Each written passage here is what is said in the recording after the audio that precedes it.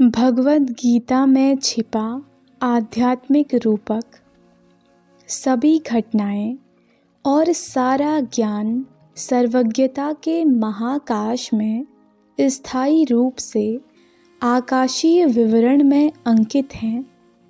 किसी उन्नत ऋषि द्वारा किसी भी स्थान या युग में उनसे सीधे संपर्क किया जा सकता है। इस प्रकार व्यास ने राजा भरत के वंश के इतिहास की पूर्ण अवधि तब पूर्ण रूप से जान ली जब उन्होंने बाद में महाभारत की कल्पना की तथा ऐतिहासिक तथ्यों और व्यक्तियों पर आधारित आध्यात्मिक प्रतीक रूप में इस महाकाव्य को लिखने का निश्चय किया। गीता के उपदेश और रहस्योद्घाटनों का श्रेय भगवान श्री कृष्ण को दिया जाता है, जो कि संभवतः उनके द्वारा युद्ध के बीच में एक प्रवचन के रूप में नहीं दिया गया था। यह तथ्य श्री कृष्ण के योगेश्वर रूप में धरती पर अवतरित होने के लक्ष्य के ठीक अनुकूल है। श्री कृष्ण चतुर्थ अध्याय में योग के शाश्वत विज्ञान के प्रसार में अपनी भूमिका घोषित करते हैं। श्री कृष्ण के साथ व्यास जी की एकात्मता ने उन्हें इस योग्य बनाया कि श्री कृष्ण के पवित्र रहस्योद्घाटनों को अपने आंतरिक बोध द्वारा वे एक दिव्य प्रवचन के रूप में संकलित कर सकें और इसे प्रतीकात्मक रूप से ईश्वर और एक आदर्श भक्त जो आंतरिक ईश्वरानुभूति की गहरी आनंदातिरेक अवस्था में जाता है के बीच संवाद के रूप में प्रस्तुत कर सकें। एक मुक्त आत्मा होने के कारण व्यास जी जानते थे कि उत्कृष्ट भक्त अर्जुन ने श्री कृष्ण के माध्यम से मुक्ति कैसे प्राप्त की।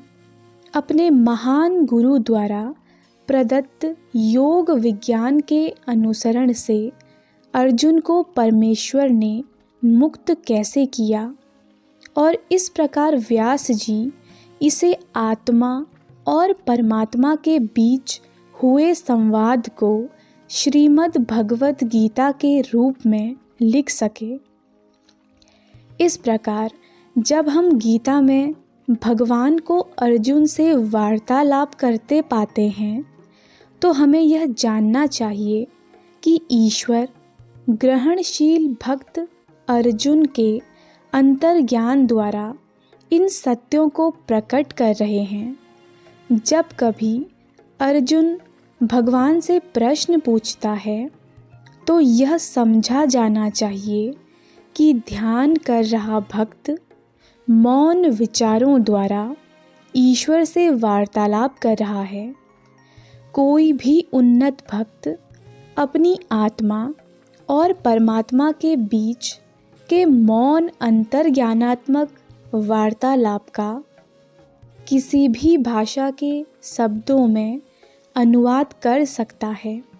अतः व्यास जी ने अपनी आत्मा और परमात्मा के बीच के आंतरिक अनुभव को अर्जुन की जागृत आत्मा और उनके सर्वव्यापक गुरु ईश्वर के अवतार श्री कृष्ण के बीच संवाद को भगवद गीता के रूप में पुनः प्रस्तुत किया। पहले अध्याय के कुछ श्लोकों की मूल बातों को ध्यान से पढ़ने पर पाठक को यह स्पष्ट हो जाएगा कि एक युद्ध की ऐतिहासिक पृष्ठभूमि और उसमें प्रतियोगियों का उपयोग आत्मा के साथ अंतर संपर्क रखने वाली शुद्ध विवेकशील बुद्धि के गुणों तथा अहंकार के मायिक प्रभाव से अंध इंद्रिय आसक्त मन के बीच चल रहे आध्यात्मिक और मनोवैज्ञानिक युद्ध को स्पष्ट करने के उद्देश्य से किया गया है। इसके समर्थन में पतंजलि द्वारा अपने योग सूत्र में वर्णित मनुष्य के भौतिक एवं आध्यात्मिक गुणों और गीता में उद्दत युद्धरत प्रतिस्पर्धियों के बीच एक यथार्थ सादृश्य दिखाया गया है। पांडु के वंशज शुद्ध बुद्धि का प्रतिनिधित्व करते हैं।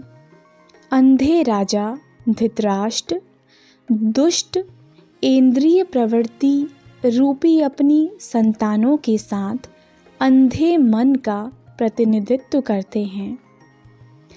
अधिकांश धर्म ग्रंथों की भांति जो समाज भौतिकवादी और नैतिक मनुष्यों एवं ईश्वर और आत्म साक्षात्कार की खोज कर रहे लोगों के लिए प्रेरणा का एक स्रोत होते हैं, उसी प्रकार श्रीमद् भगवद गीता का भी त्रिविध पठन है, भौतिक, सूक्ष्म एवं आध्यात्मिक, जो मनुष्य के अस्तित्व के सभी स्तरों शरीर, मन और आत्मा पर लागू होता है। देहधारी मनुष्य जड़ पदार्थ के एक भौतिक शरीर में ढका है, जो प्राण शक्ति और ऐन्द्रिक शक्तियों के अति कोमल आंतरिक सूक्ष्म शरीर द्वारा सक्रिय है तथा उसके सूक्ष्म और भौतिक दोनों शरीर चेतना के एक कारण शरीर से विकसित हुए हैं। कारण शरीर आत्मा को व्यक्तिगत अस्तित्व और शरीर देने वाला एक सूक्ष्म आवरण है। इस सामान्य विवरण में गीता की भौतिक व्याख्या मनुष्य के स्वास्थ्य एवं भौतिक और सामाजिक कर्तव्यों से संबंधित है। सूक्ष्म व्याख्या नैतिक और मनोवैज्ञानिक दृष्टिकोण से संबंधित है। मनुष्य के चरित्र से जो सूक्ष्म प्रकृति जनित ऐन्द्रिक और प्राण ऊर्जा के उन सिद्धांतों से उत्पन्न है, जो उसकी आदतों, प्रवृत्तियों और इच्छाओं के निर्माण को प्रभावित करते हैं, और आध्यात्मिक व्याख्या आत्मा की दिव्य प्रकृति और अनुभूति के दृष्टिकोण से संबंधित है।